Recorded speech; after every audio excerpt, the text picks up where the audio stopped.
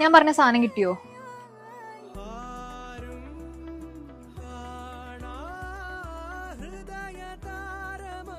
അല്ല, കുറെ ചോദിക്കണം വിചാരിക്കുന്നത്. ഇതെന്താ സംഭവം?